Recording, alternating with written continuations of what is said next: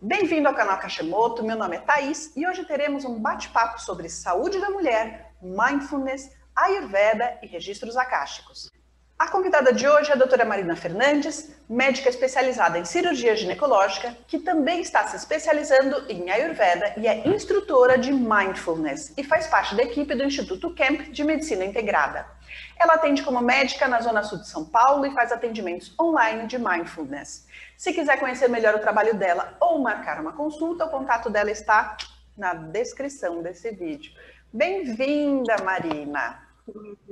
Obrigada, Thaís. Muito obrigada pelo convite, obrigada pela oportunidade também de falar um pouquinho sobre o meu trabalho. É um prazer. Legal. Para começar, conta pra gente como foi sua trajetória profissional, que chegou até a especialização na cirurgia ginecológica, mas hoje inclui também o mindfulness e a Ayurveda. Ótimo.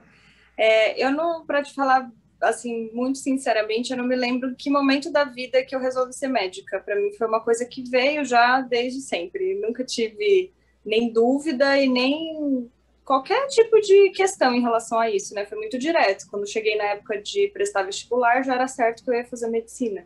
Então eu nunca tive escolha, assim, né? Foi uma coisa que veio muito de dentro. Eu não tenho familiares médicos também, então não sofri nenhum tipo de influência externa para isso até o momento que eu saiba, né? Então foi uma escolha muito natural para mim, né? Eu sempre fui muito conectada com essa questão do cuidar das pessoas, e então eu sinto mesmo que veio de um lugar de uma intuição muito maior, né? Fiz a faculdade de medicina em Catanduva, no interior de São Paulo, e no momento de escolha da minha especialidade, eu sempre gostei da parte cirúrgica, isso desde o primeiro ano de medicina. Eu sempre me conectava muito com essa questão dos procedimentos cirúrgicos, eu achava uma arte, assim, né, a parte anatômica do corpo humano, então eu sempre gostei bastante. E quando eu fui fazer a escolha pela residência médica, eu tinha como primeira opção fazer cirurgia geral, que é uma área um pouco mais ampla, então a gente faz a residência de cirurgia geral e depois entra nas diversas especialidades. E quando eu estava no 5º ano de medicina, eu entrei em contato com uma outra parte, assim, da vida, né? Que era a questão de, poxa, eu não vou ser só médica nessa vida. Então, eu vou precisar também de um espaço para ser mãe, para ter uma família, para casar e etc.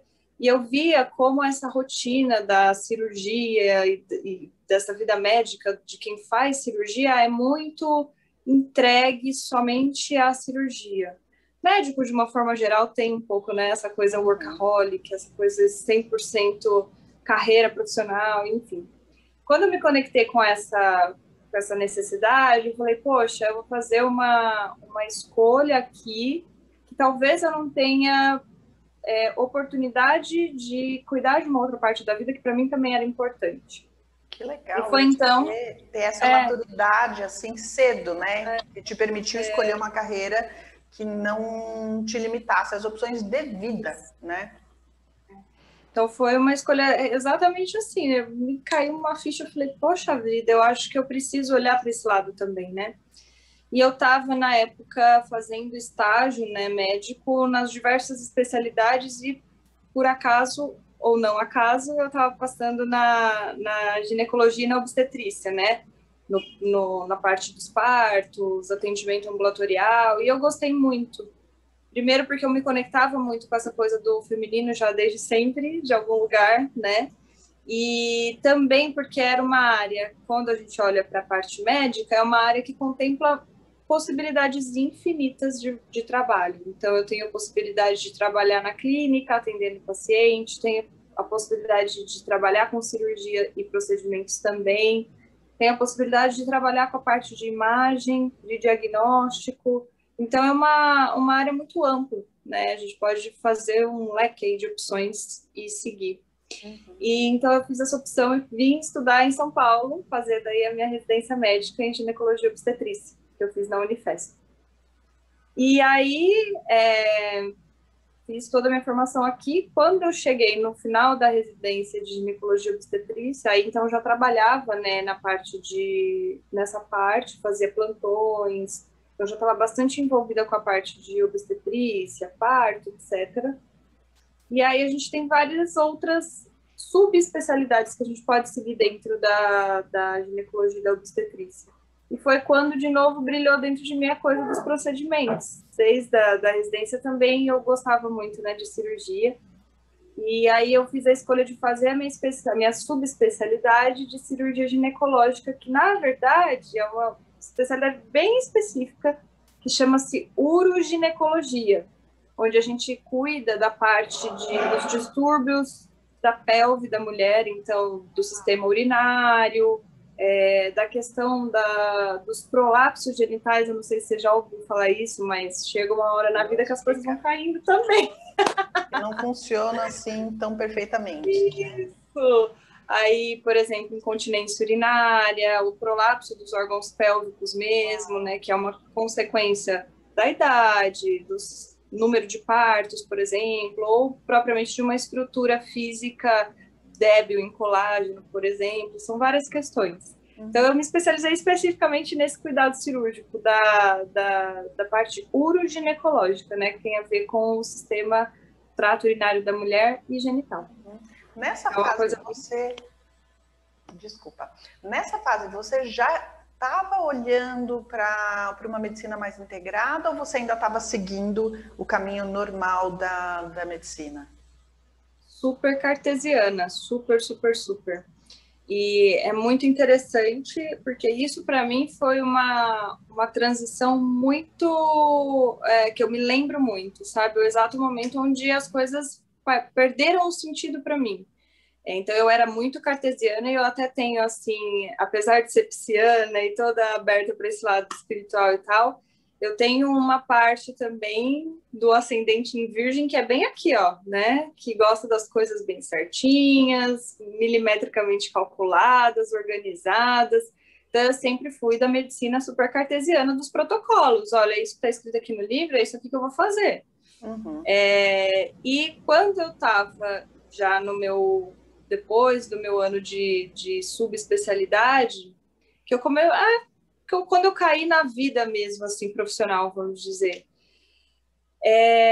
junto também com o meu processo pessoal de desenvolvimento. Acho que isso não acontece separado, né? Somos um ser único e quando a gente nota a necessidade de expansão em um lado da vida, com certeza vem junto esse trabalho pessoal, né? Então, nesse momento, que foi mais ou menos no ano de 2016, eu estava vivendo um momento de vida muito difícil, assim, no sentido de estar extremamente imersa nessa coisa do trabalho, dedicada única e exclusivamente para a carreira, estudo, e trabalhando demais, então muito sobrecarregada. E foi aí que eu senti a necessidade de mudar o meu jeito de viver, né? Então, diminuir horas de trabalho, começar a cuidar da minha saúde, começar a me exercitar de novo, porque eu passei um bom tempo sem fazer exercício físico, sem comer direito. Então, eu mudei esse autocuidado, vamos dizer assim, abri uma janela para o meu autocuidado. Comecei também a fazer terapia e abri também para olhar para o meu lado espiritual, que já fazia muitos anos que eu não tinha nenhuma prática espiritual. E foi quando eu conheci o Mindfulness. Eu comecei a fazer a prática de Mindfulness muito por acaso. Eu estava justamente nesse momento. Por sincronicidade, né? Sincronicidades da vida, né? Fazendo um trabalho de fisioterapia numa academia. E aí eu entrei na academia, no mural estava um panfleto com a propaganda da palestra inicial de um grupo de Mindfulness. E aí eu falei, nossa, Mindfulness, que coisa, nome interessante, né? Acho que deve ser legal isso. Fui lá, nem pesquisei nem o que era, né? Eu sabia que era algo que tinha a ver com meditação. Falei, legal, quero aprender. E fui na palestra e aí comecei a fazer o grupo. Então, foi bem assim, caí de paraquedas e lá fiquei. Uhum. E foi muito transformador para mim, porque me ajudou. Mindfulness nada mais é do que atenção plena, você estar presente e consciente para o momento presente. E ajudou muito eu entender o que era aquele momento que eu estava vivendo, quais eram as atitudes que eu precisava tomar, né? Me trouxe consciência, me trouxe para a terra mesmo, né? Vamos lidar com uma coisa de cada vez. E foi aí que eu acho que aconteceu o meu primeiro despertar no sentido profissional, que eu comecei a ver que quando a gente não alia essa parte do autocuidado com o cuidado em saúde propriamente dito, né, que na verdade anda junto, a gente não consegue praticar saúde, a gente não consegue cuidar das pessoas. Então, primeiro vinha o meu autocuidado, a necessidade desse autocuidado, e depois eu comecei a enxergar isso fora. Poxa, eu tô ali, mas eu não... Como que eu posso cuidar daquela pessoa sem estar aberto para esse outro lado também, né? Uhum. Então, eu comecei a praticar o Mindfulness dali, em 2016. Fiz o meu primeiro curso e incorporei a prática para minha vida, assim, né? Era uma prática que eu já uso, então, há 5 anos, né? 5 anos. Sabe que para mim, assim, eu tenho uma história, comecei, na verdade, assim, comecei a usar medicinas ditas alternativas por uma história interessante. Eu também, assim, eu te entendo super bem, porque eu venho também, assim, de um mundo super cartesiano, engenheiro, depois fui trabalhar com administração, onde tudo tem regras muito claras e racionais, né? E aí teve um determinado ano, mas isso, assim, já faz, nossa, deve fazer quase 20 anos isso, em que eu tive cistite no mesmo ano 3 vezes. Então, tive a primeira vez, aí fui receitado um antibiótico. Aí tive a segunda vez, aí foi um segundo antibiótico. A hora que eu tive a terceira vez no mesmo ano, eu virei e falei assim, para tudo, eu posso não ser médica, mas eu sei de biologia o suficiente para saber que se eu seguir nesse caminho, daqui a pouco, não vai existir nenhum antibiótico comercial que vai dar conta da minha cistite. Eu vou ter uma cistite super resistente, o que quer que esteja. E aí, nesse ponto de desespero, que eu tava assim, gente, eu tô topando qualquer coisa. Alguém tem ideia do que eu posso fazer? E um colega de trabalho vira para mim e fala assim, olha, eu me trato com um naturopata, você quer tentar? Eu não sei o que é, mas eu tô topando. E aí fui na consulta com um naturopata, nunca tinha visto alguém usar um ring test, que é um tipo de muscle testing, né? Para testar medicamento, achei aquilo curiosíssimo, não entendi patavinas, mas assim, eu tava, vamos lá, vamos testar e ver o que acontece. E aí eu lembro que assim, ele me deu um remédio alopático para tirar a dor da cistite e depois um remédio que eu suponho que era tipo uma homeopatia baseada exatamente na bactéria que eu tinha que estava me dando a cistite. E aí eu não tive mais cistite. Eu olhei e falei, gente, tem gente que está sabendo coisa aí que a gente não está sabendo. Como é que é essa história? E aí eu comecei, a partir dessa experiência pessoal, eu comecei a viver na prática esse sentimento de que assim, a medicina do jeito que a gente está tratando normal não resolve muito bem os nossos problemas. Tem outras questões, e olha que eu nem entrei na questão psicológica de por que eu estava com uma cistite recorrente, nem tinha me ocorrido que aquilo podia ser a causa original, podia ser tratada em terapia, por exemplo, ou de formas energéticas e tudo mais, né? Então foi assim que eu entrei na portinha, né? Mas sempre tem, né, essa experiência pessoal que leva a gente por esses caminhos, né? Uhum. E até pegando esse gancho da sua experiência, foi um pouco isso que me levou daí a estudar o Ayurveda depois. Sim. Porque até então o Mindfulness ele ficou como sendo minha prática pessoal. Então eu utilizava as práticas que eu tinha aprendido no curso, que era um curso só para eu aprender a praticar, não tinha um cunho de formação profissional, nada disso. E aí, no ano de 2019, há 2 anos atrás, eu tive uma grande, assim, necessidade de buscar essas outras formas de tratar da saúde. Por quê? Eu percebia que na minha prática clínica mesmo, eu me sentia limitada com algumas questões. Uhum. E uma delas era essa que você trouxe, por exemplo, mulheres que tinham infecção de urina de repetição, ou mulheres que tinham candidíase ou algum corrimento vaginal de repetição. O mesmo a parte intestinal, que a maioria das mulheres tem uma questão intestinal com constipação crônica e tal, bastante difícil de tratar. Então, várias questões que aconteciam de uma forma repetida e que a gente não conseguia achar uma explicação, né, técnica nos livros, e muito menos um tratamento que fosse efetivo. Eu falei, a gente está medicalizando demais a saúde e não está usando recursos que às vezes existem já há muito tempo, há muitos anos, só que a gente desconhece, né? E na época eu já fazia yoga, então eu já estava imersa mundo aí da cultura védica, gostava muito dos assuntos e comecei a fazer uma pesquisa e tal, e cheguei na Ayurveda. Nossa, que maravilhoso, né? Achei incrível a abordagem. Fiz um curso online introdutório gratuito que o instituto onde eu faço a formação hoje disponibilizava, e eu achei incrível, porque o olhar para a saúde é diferente, né?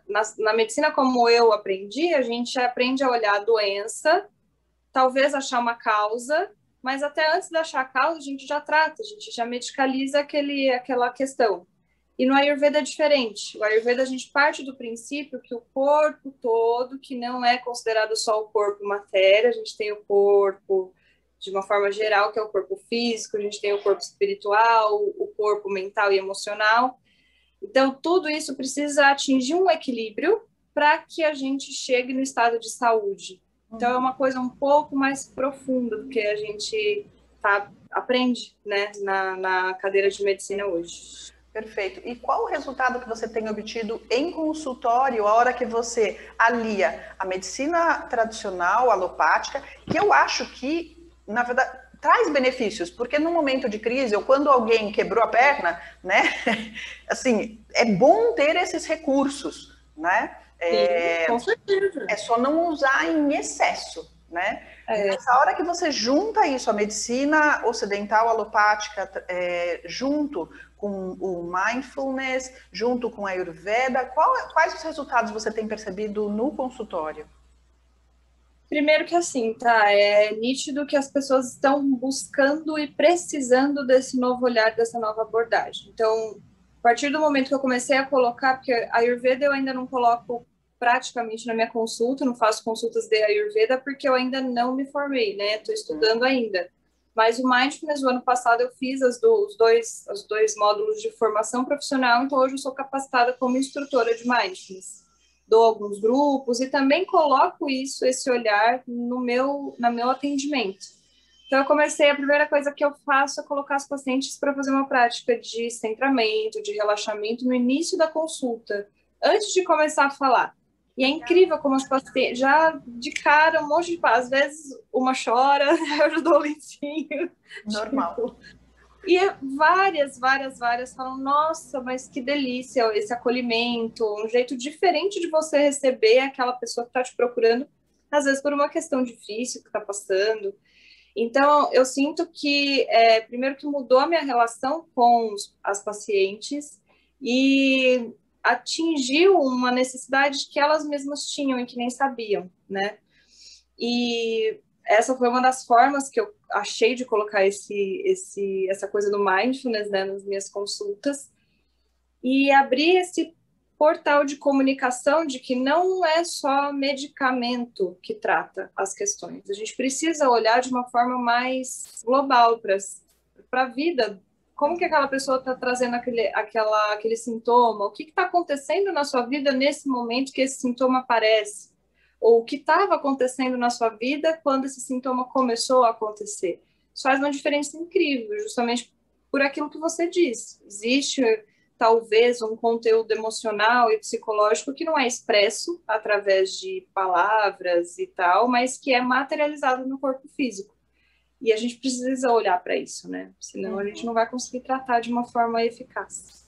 Me diz uma coisa, quando você fala de saúde da mulher, que é o jeito médico de olhar para isso, a gente tem no outro extremo da espiritualidade o sagrado feminino, né? Uhum. Como você acha que dá para juntar essas duas coisas para que as pessoas possam se beneficiar dos tratamentos médicos, mas encarar também questões ligadas que precisam ser trabalhadas do seu sagrado feminino, que vai muito além da sexualidade, né? Tem muita gente que acha que o sagrado feminino só é liberação sexual, né? E vai muito, muito além disso, né? Como você tem procurado trabalhar essas duas coisas em conjunto? Acho que isso é muito importante, tá? Porque a gente vive um mundo, assim, hoje, socialmente falando, que a gente tem uma predominância dessa energia masculina. E eu tô falando masculino num âmbito um pouco mais profundo e abrangente, não só como gênero masculino, mas, assim, energeticamente falando. Então, é um mundo de intensidade, de rapidez, de realização, é uma energia mesmo de fogo, assim, né? E eu entendo que isso levou a muitas distorções no campo da saúde da mulher. Então, hoje a gente tem mulheres que querem abafar, né? Isso foi uma coisa que eu vivi na minha vida, né? A gente quer abafar a nossa feminilidade porque a gente precisa resgatar dentro da gente uma força masculina, entre aspas, né? Para realizar, para dar conta de trabalhar, para dar conta de cuidar de todos os assuntos que a gente precisa.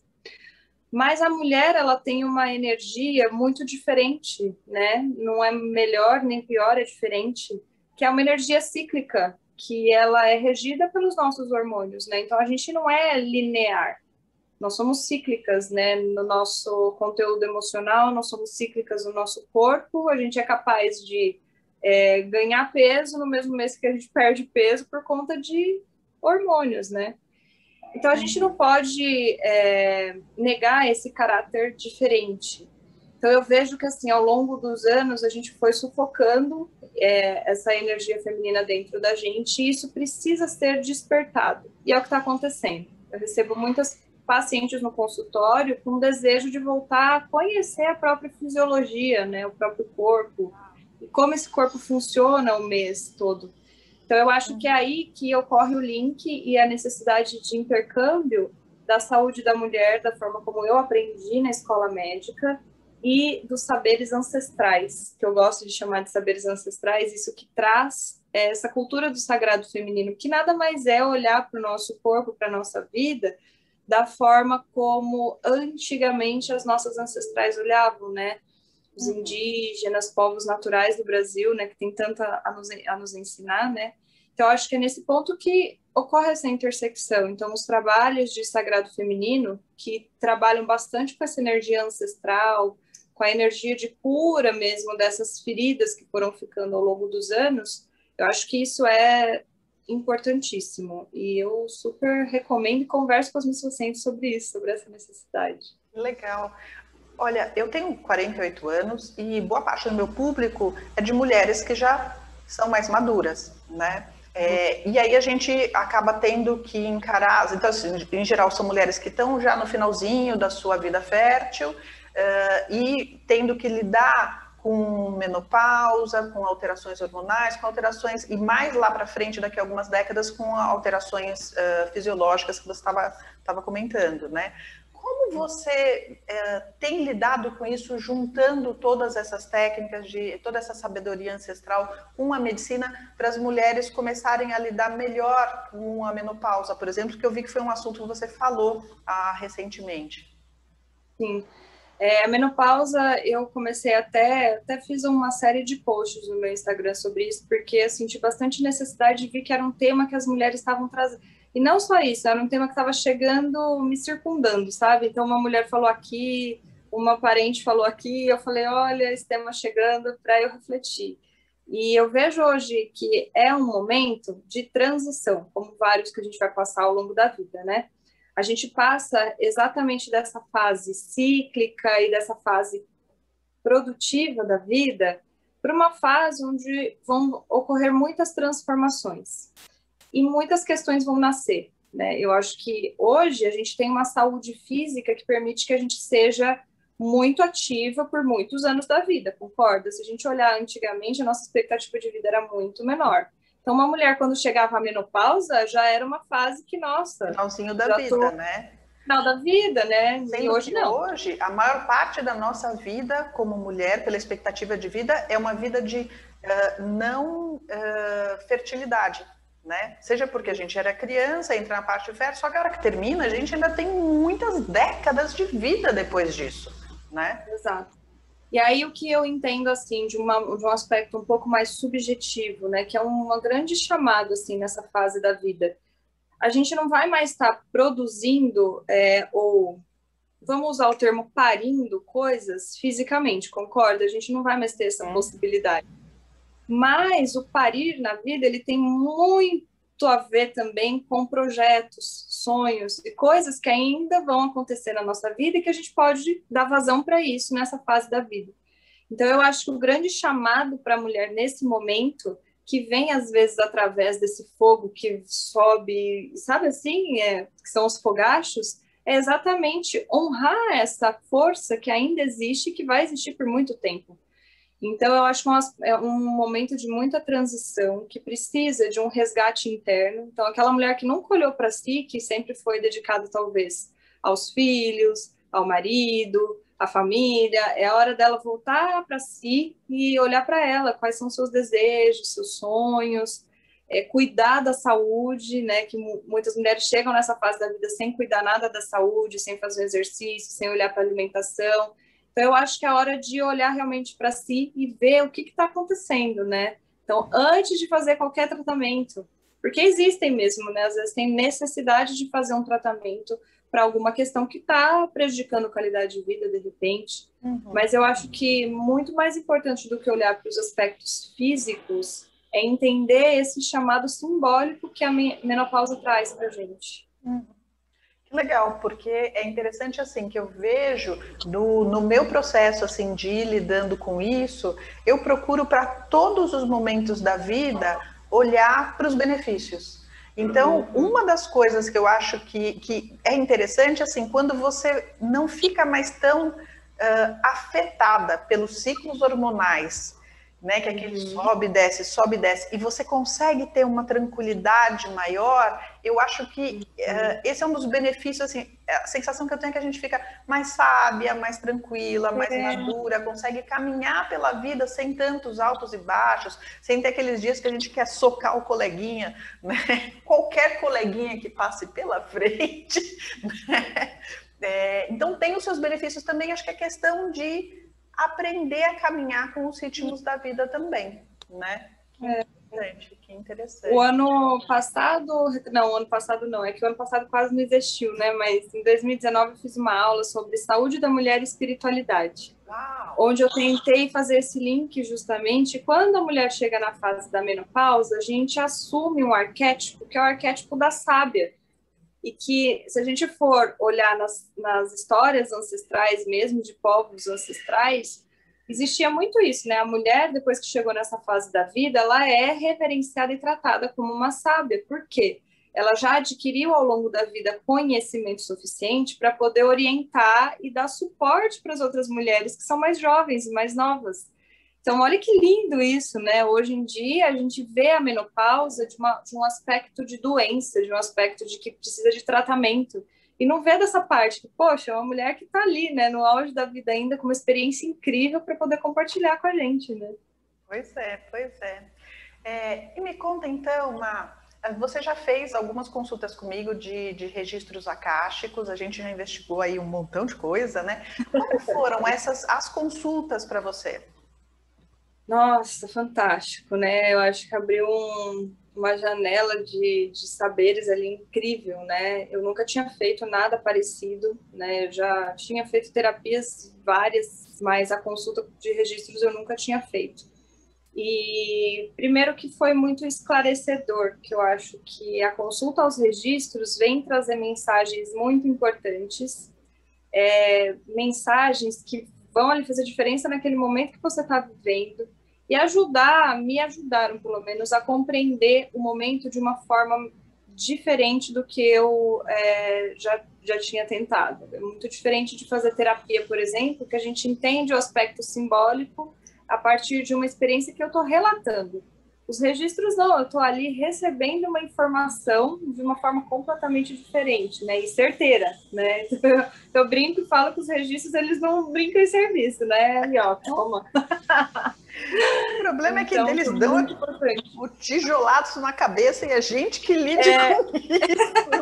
Se vira, lida com isso, né, então, incrível, né, como é uma coisa acessível a gente. E é maravilhoso aprender a navegar por esse universo, né? E nós temos uma história super interessante juntas, né? Tem algumas questões do seu pai que são muito parecidas com as questões do meu ex-marido. E a gente demorou algumas sessões para chegar na raiz da questão que a gente tem em comum, por sincronicidade, né? Visitando vidas passadas, suas, minhas, que pareciam que não tinham muita correlação com o problema. A gente precisou aí de algum tempo para conseguir entender, assim, finalmente cair a ficha do que estava acontecendo, né? E eu acredito que todos os clientes que nos chegam, eles têm algo para nos ensinar também. E isso ficou muito claro na nossa interação, né? Depois da nossa última conversa, que a gente finalmente teve aquele momento de então era isso, né? Foi interessante porque assim, a gente terminou a consulta e aí eu comecei a dizer para mim tudo o que eu tinha dito para você. E aí, nesse exercício, eu fui vendo assim, gente, como serve direitinho, né? Então, literalmente, a gente ajudando os outros, a gente está ajudando a si mesmo, porque os outros são espelhos nossos, eles são atraídos por sincronicidade para a gente. Se a gente é capaz de fazer essa reflexão de o que em mim atraiu essa experiência, a gente pode caminhar muito mais rápido e resolver nossas questões de uma maneira muito mais fácil, porque quando a gente projeta, espelha no outro algumas das nossas questões, fica mais fácil a gente ter clareza. E a hora que eu conseguir achar a saída para você, só depois me caiu a ficha e eu falei assim, gente, essa é a saída para mim também. Deixa eu aproveitar isso, né? Porque é a mesma coisa, né? Então foi muito, muito, muito legal, né? E aí depois, então, você fez também o curso de registros acásticos. Como foi o curso para você? Olha, eu gostei muito da experiência do curso, tanto que fiz 2 vezes, né? Foi muito interessante entender. Eu já tinha alguma vivência, assim, na parte das constelações familiares, já tinha feito, inclusive. Então, eu já era, assim, eu simpatizava com essa coisa do campo que permeia tudo, apesar de não saber dar nome para isso. E também eu já era muito fã da Blavatsky, então eu lia muito os livros dela, gosto muito, lia a biografia dela, então eu já tinha, assim, essa coisa do campo comigo, né? Quando eu fiz o curso com você dos registros, foi como se fossem caindo fichinhas, assim, eu falei, gente, olha isso aí! Todas aquelas coisas que a gente ouve falar hoje em dia, de constelação, desse campo, do próprio inconsciente que o Jung trouxe para a gente maravilhosamente, está disponível, né? Todo mundo pode adentrar esse saber e pode desenvolver a habilidade de navegar os próprios registros. Então, foi fantástico.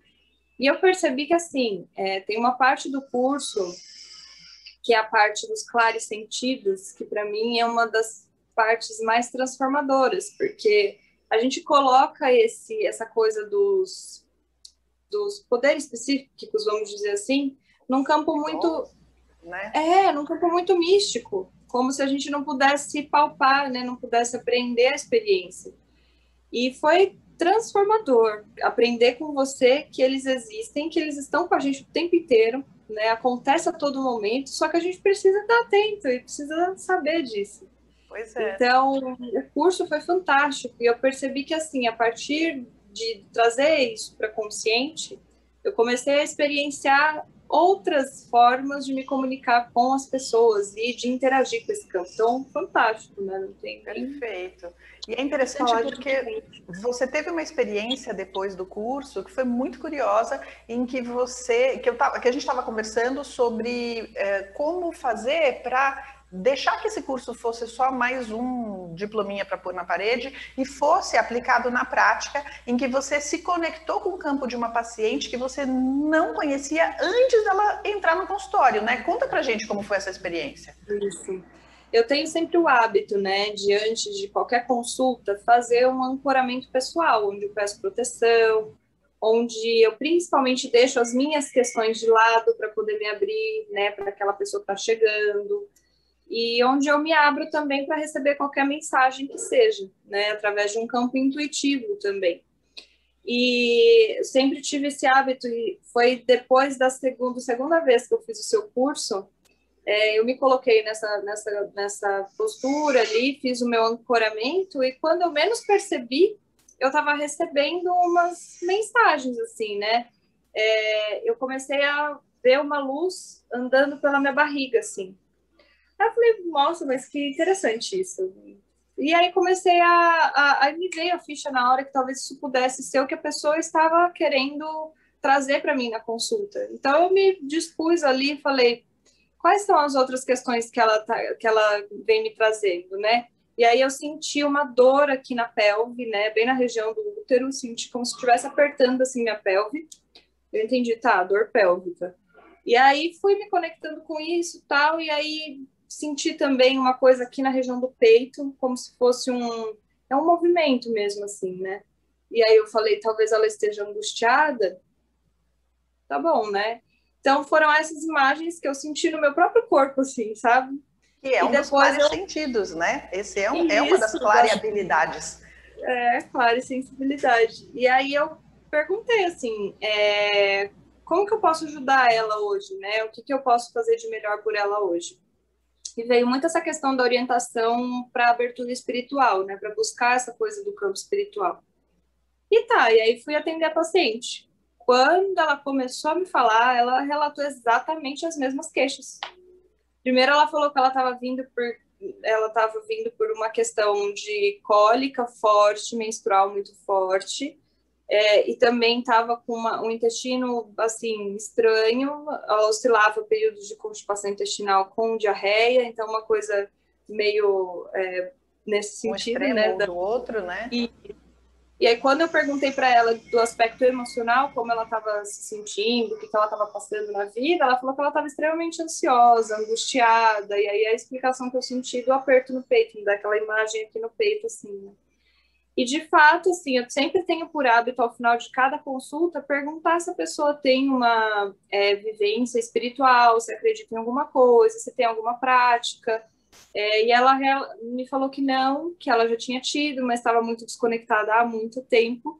E aí eu falei para ela, orientei, né? Expliquei um pouco sobre o mindfulness, falei sobre outras práticas e tudo mais, mas principalmente estimulei ela a exercer essa coisa da interiorização, né? De fazer ali um agradecimento, um momento de conexão mesmo, né? Então foi interessantíssimo. Eu falei, nossa, que descoberta, né? É uma ferramenta incrível, assim, quando a gente se abre para a nossa intuição, né? Porque existem muitas coisas que, às vezes, os pacientes não são capazes de trazer para a gente em palavras e que a gente pode procurar ali, buscar de uma outra forma, traduzir de uma outra forma. Traduzir para eles. E é interessante, assim, de perceber como, para quem é racional, como você, como eu, que gosta de ter a comprovação, essa foi a comprovação na lata, né? Porque você sentiu tudo aquilo ao conectar com o campo da pessoa e em seguida você teve a confirmação de que você não estava viajando na maionese, era aquilo mesmo, né? E assim, uma pessoa que eu não tenho a menor convivência, né? Porque se fosse uma pessoa que já tivesse na minha vida ali de alguma forma, de repente uma amiga, uma familiar, talvez, né, tivesse um viés aí para eu duvidar da experiência, mas como era uma pessoa que eu nunca tinha nem visto, ela era uma primeira consulta, primeira vez que estava passando comigo, então não tem como duvidar mesmo, né? Uau, muito, muito legal isso. Tem alguma coisa mais a falar, Má? Alguma mensagem final? Eu só queria deixar um agradecimento muito especial para você, tá? É muito incrível, né? A gente vai abrindo esse portal na vida, né, de busca, e vão chegando pessoas muito maravilhosas. Então, só agradecer mesmo pela parceria, pelo convite de hoje, né? E seguiremos aí com muitos outros trabalhos e momentos. Eu que agradeço a sua presença, a sua participação, a conversa foi incrível. A gente vai encerrando esse vídeo aqui, porque senão, se a gente sentar para tomar os nossos cafezinhos, a gente não termina nunca a conversa, né? Ainda mais se adicionar as outras amigas, né? Aí a gente vai mesmo. Vai embora mesmo. Então, vai encerrando por aqui, gente. Obrigada pela participação. Quem quiser mais informações sobre o curso ou leitura de registros acásticos, confira o link na descrição desse vídeo. Até mais!